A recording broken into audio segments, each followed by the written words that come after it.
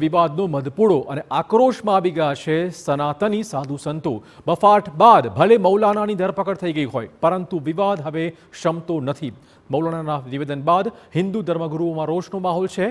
ચૈતન્ય શંભુ મહારાજે મૌલાના પર શાંતિ દોહવાનો આરોપ મૂક્યો છે। બીજી બાજુ AIMIMના પ્રવક્તાએ પક્ષ લેતા તેમને નિર્દોષ ગણાવ્યા છે અને મૌલાનાના નિવેદનનું ખોટું અર્થઘટન કર્યાનો તેમણે આરોપ મૂક્યો છે।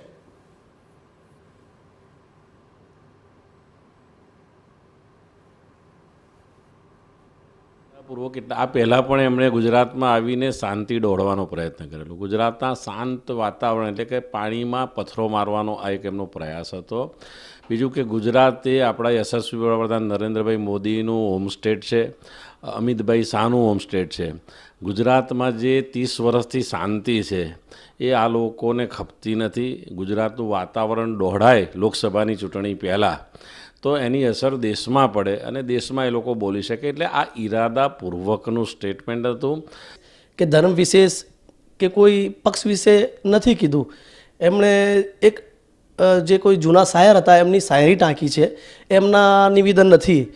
પણ એમના પર જે દેશમાં માહોલ ચાલી રહ્યો છે એમને દાઢી ટોપી અને મુસ્લિમ સમાજનો હોવાથી એમના પર દેશભાવના રાખીને એમના વિરુદ્ધ એમને મુદ્દો ચકાવવામાં આવી રહ્યો છે। અને તમે જાણી જ રહ્યા છો કે આ મુદ્દો ચકશે તો કઈ પાર્ટીને ફાયદો થશે એ તમે સમજી શકો છો।